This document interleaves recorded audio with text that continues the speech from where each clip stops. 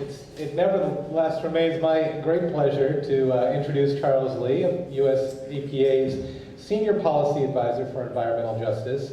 Mr. Lee is widely recognized as a leader in the arena of environmental justice, and his work was mentioned by Ben, the landmark report, Toxic Waste and Race in the United States.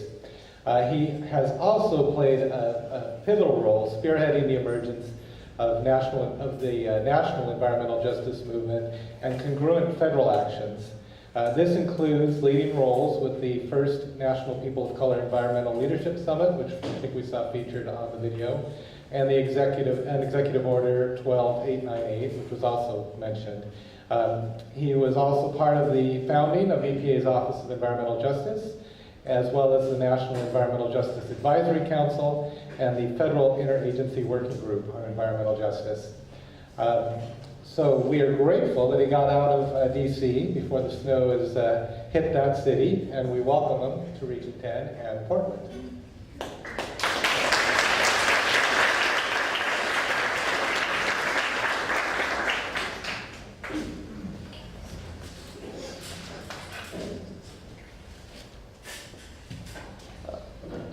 Good morning, everyone, and it really is a pleasure being here. I am sure glad I had the presence of mind to leave Washington, D.C. on Monday. I would have never gotten out yesterday, and so it is really great to be here, and it's really great to hear of all the people that are here and make a connection with you. I think the conversation today is probably more important than any of us realize.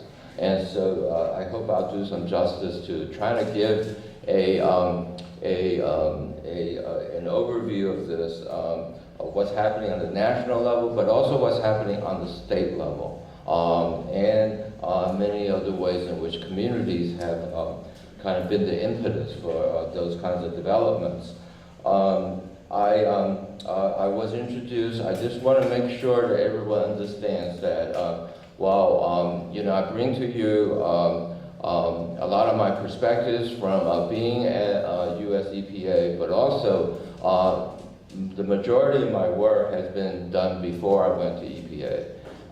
In terms of all those things that led to the birth of the environmental justice as a national movement and an area of significant national policy concern. And I want to bring that to this conversation as well. I first wanted to thank a number of people. I want to thank Ben Duncan and Sophia Wilson and Tony DeFalco, and all the communities that are here for providing impetus for this whole effort, this whole meeting today. I want to thank the Oregon Department of Environmental Quality and the Oregon Health Department, especially Director Whitman and Gabriella Goldfarb. I want to thank Director Whitman. We have not yet met personally, but I want to thank you for the invitation for us to be here.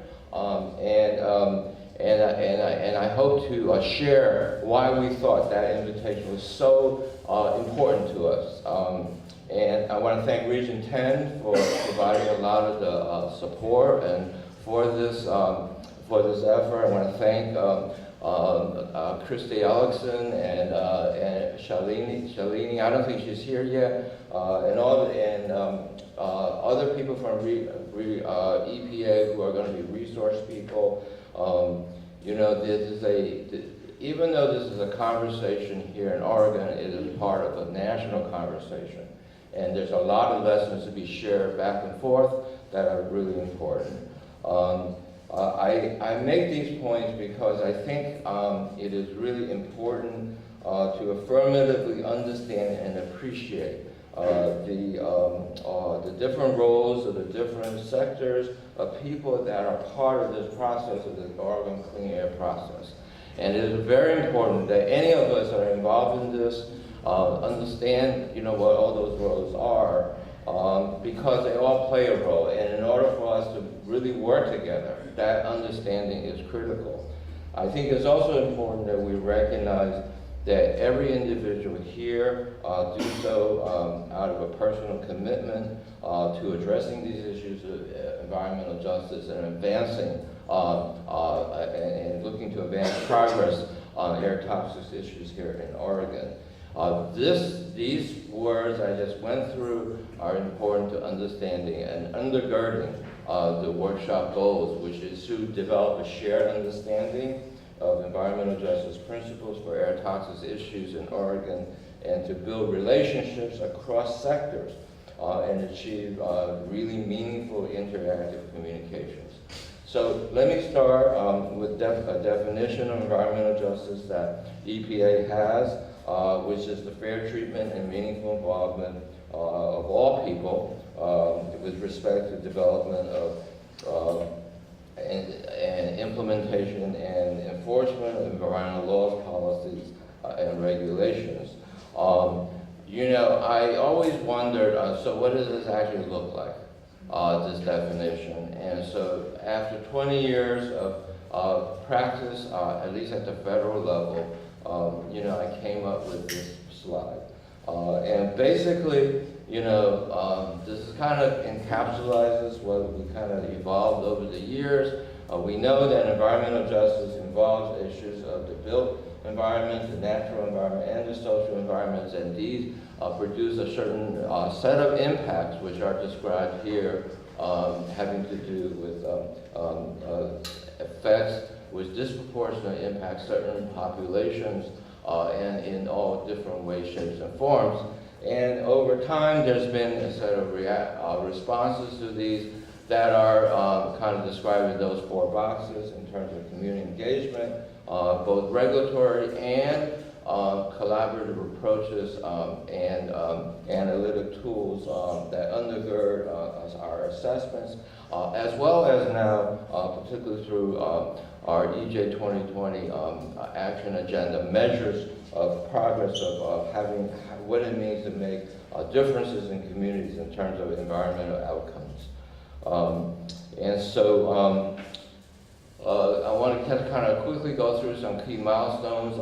We know that in Warren County in 1982, there was a protest around the siting of a PCB landfill that resulted in some 500 arrests.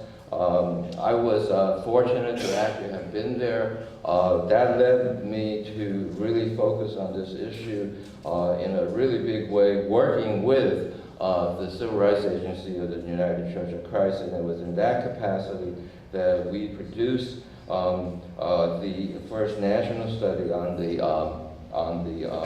demographics associated with the location of hazardous waste sites, toxic waste, and race in 1987. I had told actually Bernice Miller, who was working with me at that time, that I thought that that report was going to make a big difference in 50 years. And that you know, is really kind of remarkable, the upswell of attention, particularly from communities around this issue. No more than 5 years later, the EPA established its Office of Environmental Equity, later changed to the Office of Environmental Justice in 1992. I want to point out the first state policy on environmental justice was promulgated in New Hampshire in 1993 before the executive order in 1994, which is the President Clinton's executive order on environmental justice. I also want to point out a couple of years later, a pattern after that executive order, California passed its legislation. Then Senator Hilda Solis's legislation, the Environmental Justice Act in California. And I will explain a little bit later, you know, all the things that it has led to, which are of great significance to you. I want to also point out that emergence of different other approaches in terms of collaborative problem solving, and a model developed at EPA in 2004. and lastly, there was Plan EJ 2014, which produced a body of work around this.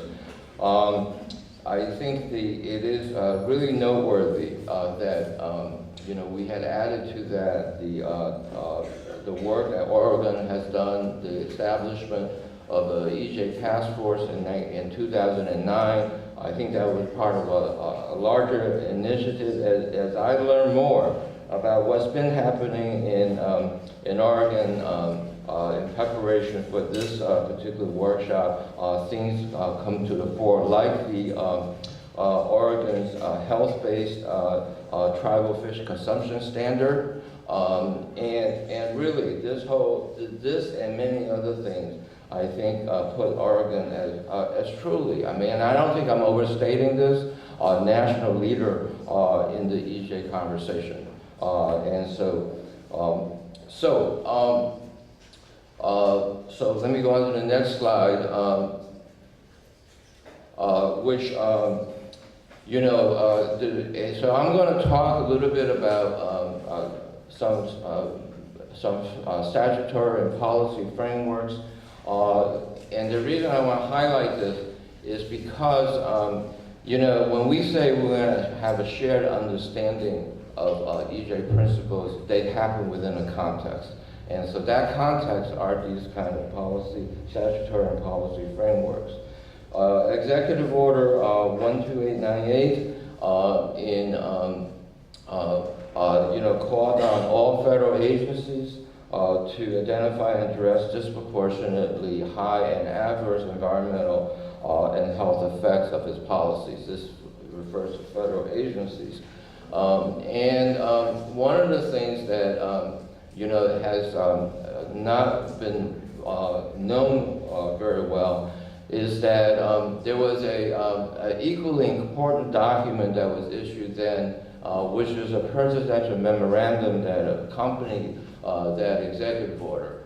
And what that basically said was, or what that basically spoke to was, if you think about the executive order as something that basically pointed out a problem, it doesn't really tell you how to address it. And what President Clinton did to fill that gap was to basically issue a memo that said that you should use existing environmental and civil rights laws. And so it actually took about 20-some years before EPA really kind of came to pull together a comprehensive compilation of environmental statutes or provisions under environmental statutes like the Clean Air Act, the Clean Water Act, etc., that around which you can address issues of people of color, low income, and tribal populations. And that's the EJ Legal Tools document. EPA, and that is an really important kind of compilation that I would ask that all of you who are interested in this issue to refer to.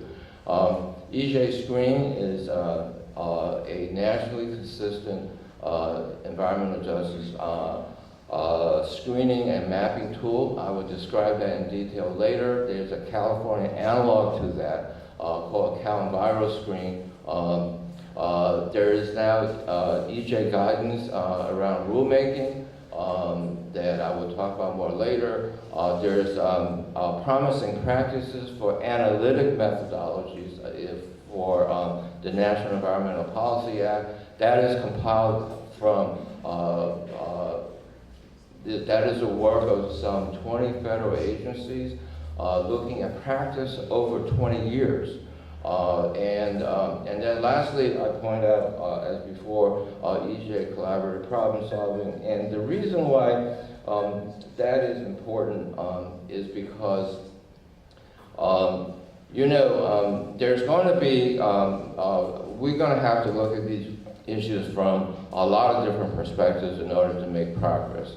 And some of that involves, really getting and solving problems on the ground, really being able to identify issues and work through disagreements, the use of dispute resolution, and coming up with really innovative solutions that later can be taken to scale. And that, I think, is something that's also really important for this conversation here in Oregon.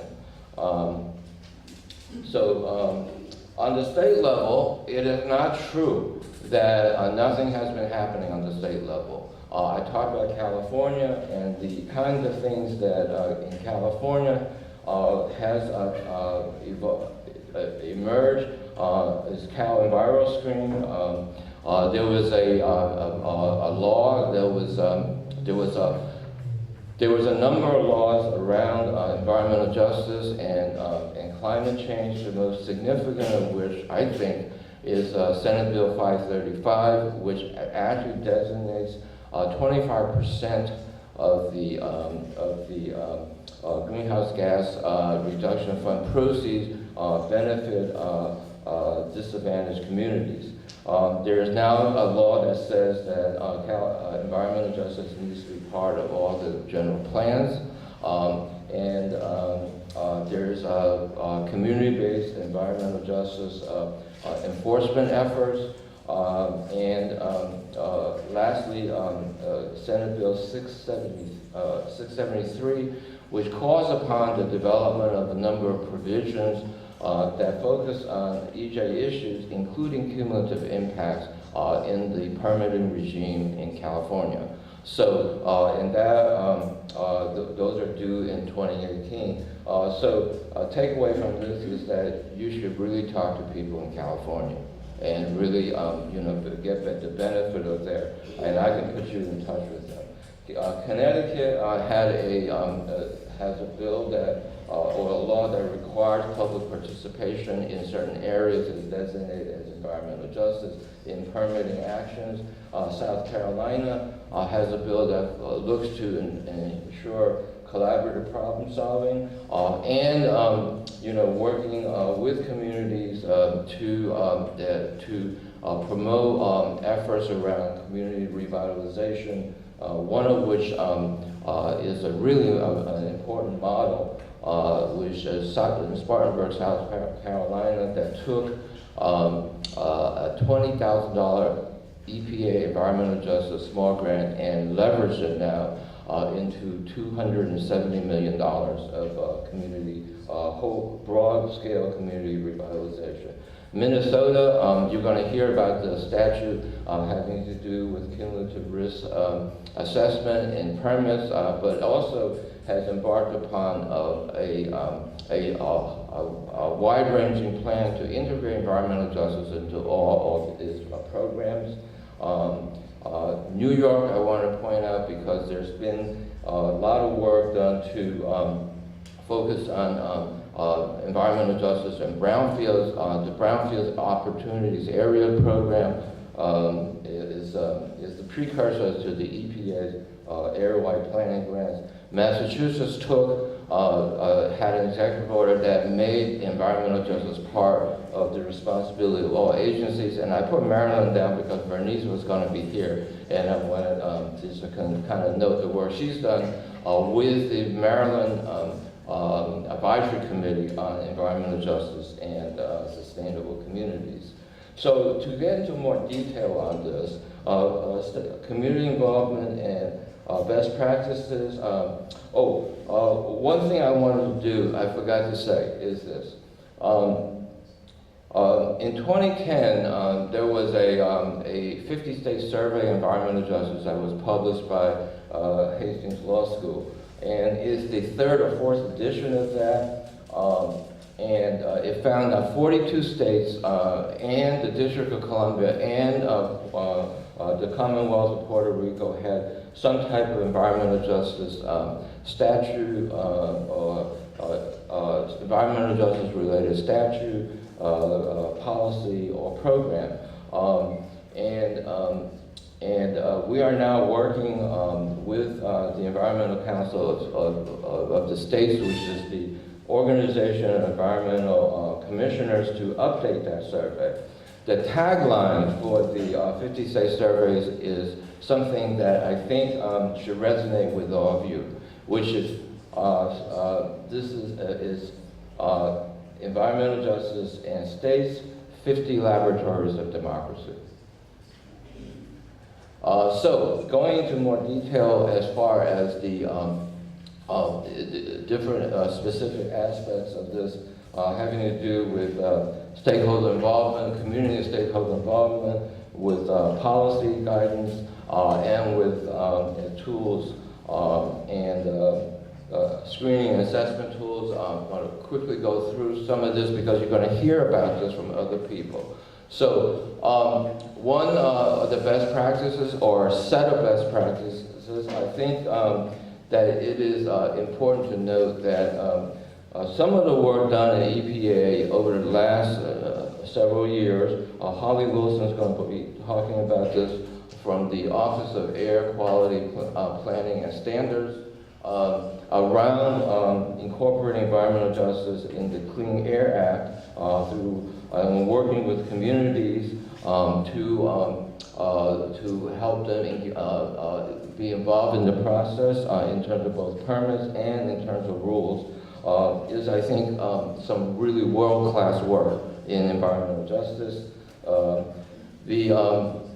The EJ Screen public release process, I point out, not just because of the community engagement, but the engagement that EPA had to do with states in order to really take their input, some really legitimate concerns and great ideas over a 2-year process in order to get that released. And I point out the Nearport pilots. Dan Brown's going to talk about that in terms of port and diesel-related collaborative tools. On the state efforts, and I'm going to go through this really quickly, South Carolina had 2 decades of involvement around of practice or around public involvement that has led to significant ways in which they do business, including changes in conditions in terms of permits. One thing they would tell you is that public involvement is much more than just formal hearings, that just as important are the kinds of individual meetings, small group meetings with people, and the building of relationships of trust over time. The Environmental Council of States recently issued a report on community participation and equity considerations in state permitting programs. You can find all these documents, both in terms of the report we're going to do and online, and it kind of points out a wide-ranging set of activities in these areas. On the federal level, we do now have guidance around incorporating environmental justice into the rulemaking process. It says 2 documents that look at the incorporation of environmental justice into the EPA's rulemaking process and technical guidance. In the first guidance, it talks about what are disproportionate impacts that one should be looking for and considering in the rulemaking process, and when and where in that process. So this is very EPA related, but could have application otherwise. And then the technical guidance speaks to then how you quantitatively do distributional analysis. These are the types of issues that one should be looking for, and there's a lot of detailed descriptions of these. In terms of EJ Screen and See1st, these are 2 tools. I'm not going to go into these very much, other than to say that these are both available. EJ Screen is much more useful on a broad national or broad area basis, and the See1st tool is more focused around a particular community. Both of these are available online on the website, and are great resources for anyone, particularly in this case for all of you involved in these efforts here now in Oregon. Assessment tools, I think, I talked about CalEnviroScreen. There's a lot deeper story to this that I don't have the time to get into. You know, it's something that we should really talk about in case you are interested in. And of course, you're going to hear from Christy Ellickson around the Minnesota cumulative air permitting protocols.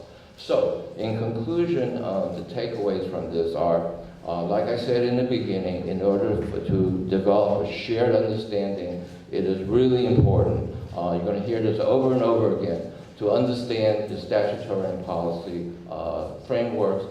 There is now basic guidance for and screening analytic tools that you can use, and a whole suite of best practices. So there's a lot of resources for you to work on, and I would just end on this. Those of us who work at EPA are committed and are ready to help, and I told Gabriella this earlier today, and Director Whitman, we are really desirous of you know, an opportunity to work with you, because like I said, I think what's happening here in Oregon is something that is a real leader in the national conversation around environmental justice.